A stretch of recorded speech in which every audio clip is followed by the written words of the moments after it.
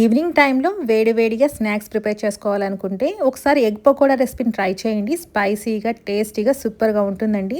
ముందుగా ఉల్లిపాయలు తీసేసుకొని ఇలా చీలికలుగా కట్ చేసి పెట్టుకొని ఒక మిక్సింగ్ బౌల్లోకి వేసుకోండి. దీంట్లోనే టేస్టీ తగినంత సాల్ట్, 1 టేబుల్ స్పూన్ కారం, 1 టేబుల్ స్పూన్ పసుపు వేసేసుకోండి.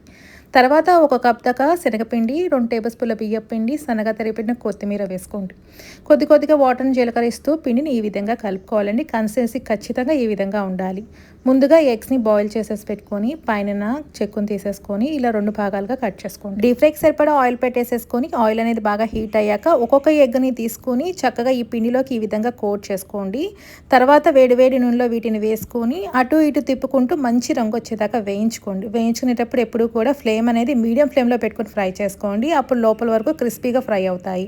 వీటిని మనం టమాటో కచప్తో కానీ సాస్తో కానీ సర్వ్ చేసుకున్నామంటే చాలా రుచిగా ఉంటుంది. సింపుల్గా అయిపోయింది కదా. ఇంకెందుకు ఆలస్యం, మీరు కూడా ట్రై చేసి ఎలా వచ్చిందో కామెంట్ చేయండి.